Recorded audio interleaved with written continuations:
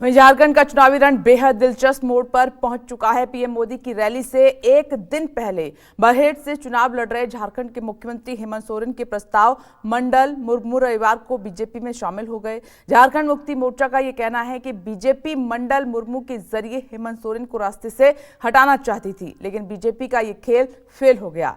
इधर झारखंड पहुंचे पीएम मोदी ने आरोप लगाया कि हेमंत सोरेन की सरकार अत्याचारी सरकार और जनता ने इस बार सोरेन सरकार को उखाड़ फेंकने का मन बना लिया है। पीएम मोदी ने यह भी कहा कि सोरेन सरकार पर जनता से झूठे वादे करने का भी पीएम ने आरोप लगाया, लेकिन हेमंत सोरेन ने पीएम मोदी के वायदे गिनाकर उन्हें आईना दिखा दिया। इतिहास गवाह है कि कैसे कोल्हान ने अत्याचारी अंग्रेजी सेना को टक्कर दी थी। आज फिर कोल्हान ने जेएमएम, कांग्रेस, आरजेडी की अत्याचारी सरकार को उखाड़ फेंकने के लिए कमर कस ली है। हर कोई कह रहा है कि इस बार कोल्हान नया इतिहास रचने जा रहा है। झारखंड में कमल खिलाने के लिए चुनावी रण में उतरे पीएम मोदी ने गढ़वा से चाईबासा तक हेमंत सोरेन की सरकार को अत्याचारी बताया, तो सत्ताधारी गठबंधन के घटक दलों पर झारखंड के युवाओं को धोखा देने का इल्जाम भी लगा दिया।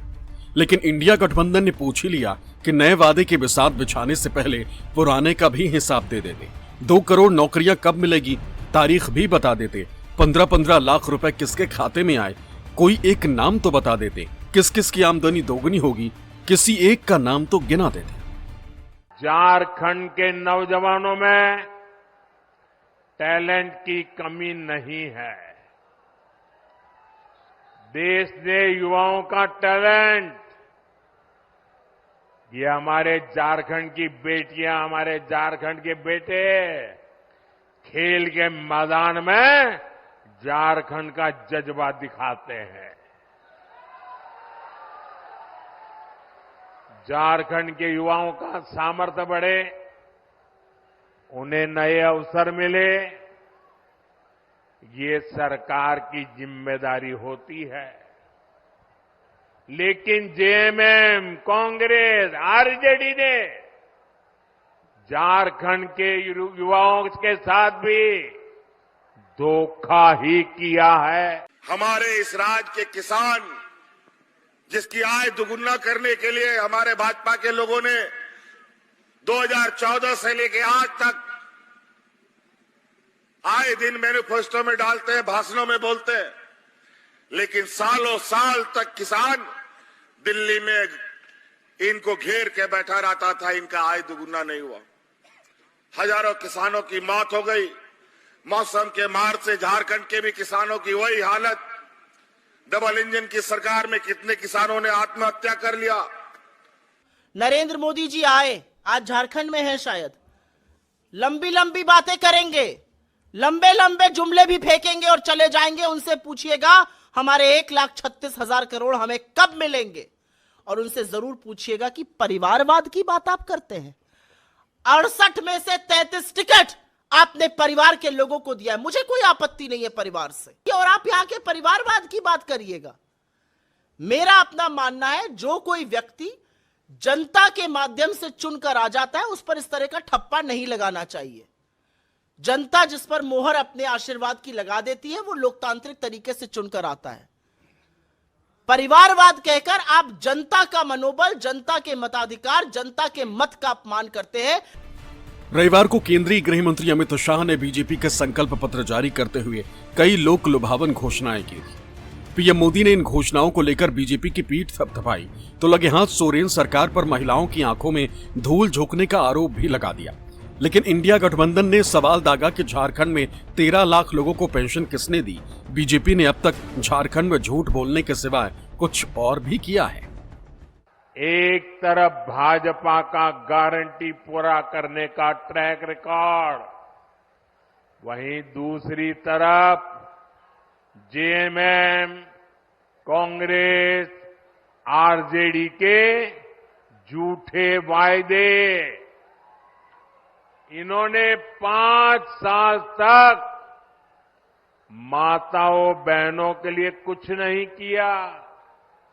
अब जब भाजपा की योजनाएं सामने आई है, तब उन्होंने आनन फानन में महिलाओं की आंख में धूल झोंकने के लिए नकल करके नई नई घोषणाएं की है। हजारों किसान, लाखों किसान कर्ज के तले दबे हुए थे। 20 साल में राज अलग होने के बाद पहली बार हम लोगों ने 2 लाख रुपया किसानों का ऋण माफी करने का भी काम किया है। आज इसीलिए हम लोग आप लोग के बीच में वोट मांगने का अधिकार भी रखते हैं। रिजल्ट पर एक असर पड़ेगा। इस बार का जो जन झुकाव है, जन सैलाब, जन समर्थन, जन भावना, जन आकांक्षा जो हेमंत सोरेन के पक्ष में, इंडिया गठबंधन के पक्ष में है, ये सुनिश्चित है कि जहां जहां मुख्य प्रधानमंत्री सभा करेंगे, जहां जहां भी सभा करेंगे, वो सीट निश्चित रूप से वो हारेंगे। वो हम जीतेंगे, हर हाल में जीतेंगे। इधर पीएम मोदी के झारखंड पहुंचने से पहले ही बीजेपी ने हेमंत सोरेन के साथ खेला कर दिया। बरहेट विधानसभा सीट से हेमंत सोरेन के प्रस्तावकों में शामिल मंडल मुर्मू रविवार की शाम को ही बीजेपी में शामिल हो गए। हालांकि झारखंड में बीजेपी के सह प्रभारी और असम के मुख्यमंत्री हेमंत बिस्वा शर्मा ने इसे बीजेपी के लिए एक बड़ी जीत बताया, क्योंकि मंडल सीधो कानू के वंशज हैं। लेकिन झारखंड मुक्ति मोर्चा ने कहा कि सोरेन ने बीजेपी की रणनीति पर पानी फेर दिया।